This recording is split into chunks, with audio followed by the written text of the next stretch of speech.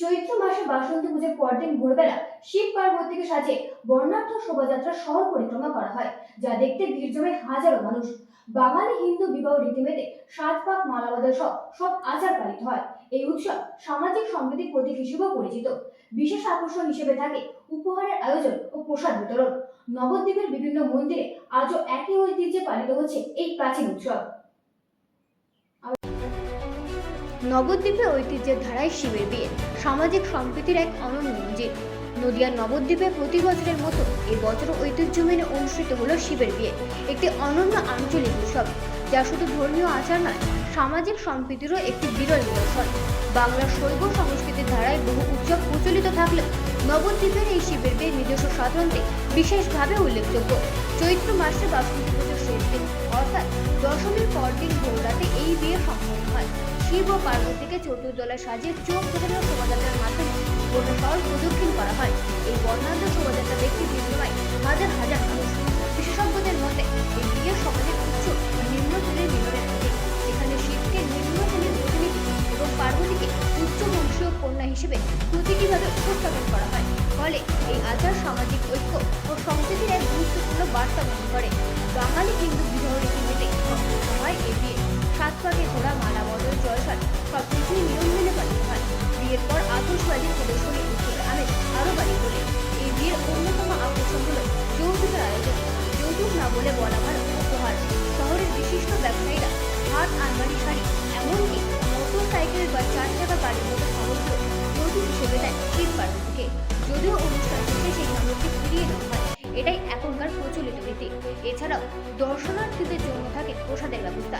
বিভিন্ন মন্দিরে লুচি, আলুর দম, খিচুড়ি ও মিষ্টি পরিবেশন করা হয়। একসময় জগন্নাথ মন্দির ও গুরু শিব মন্দিরে এই বিয়ে অনুষ্ঠিত হলেও বর্তমানে চারিচালা বাজার শিব মন্দির ও দণ্ডপানি কলা শিব মন্দিরে এই বিয়ের আয়োজন করা হয়। প্রাচীন এই ঐতিহ্য আজও একই আনন্দে পালিত হয়ে চলেছে নবদ্বীপে।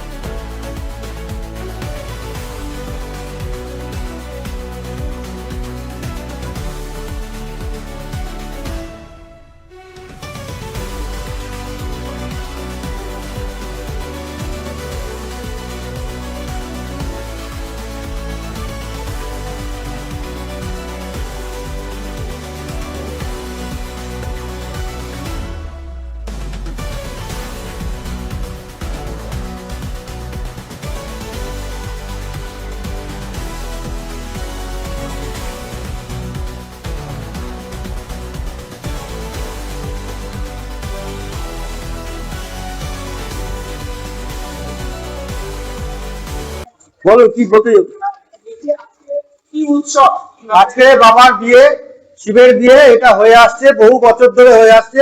এটা লোকাচার একটা হয়ে আসছে, এইভাবেই চলছে বহু বছর ধরে, এভাবে চলছে।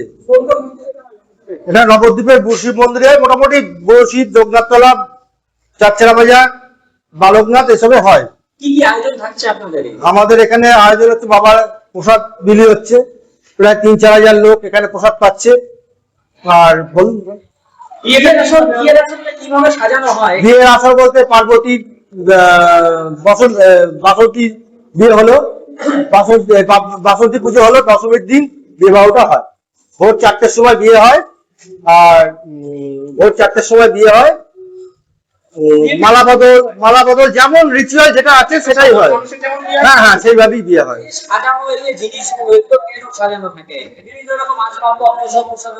আপনি বিয়ের বাসরে যৌতুক দেন তো? যৌতুক হিসাবে এগুলো দেওয়া হয় বাবাকে। যৌতুক হিসেবে রয়েছে ফ্রিজ, দেখুন ওখানে ফ্রিজ, আলমারি, সবকিছু, গাড়ি, যার যেটা দেয়।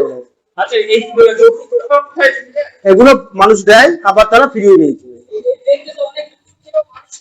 হ্যাঁ, আসলে বহু দূর দূরান্তের মানুষ আসছে এখানে। না, এটা নবদ্বীপেই হয়। এটা হ্যাঁ, এটা নবদ্বীপেই হয়। হ্যাঁ হ্যাঁ হ্যাঁ, এই রিচুয়ালটা নবদ্বীপেই চলছে। আমার নাম শঙ্কর ব্যানার্জি, মানে পুজো করি।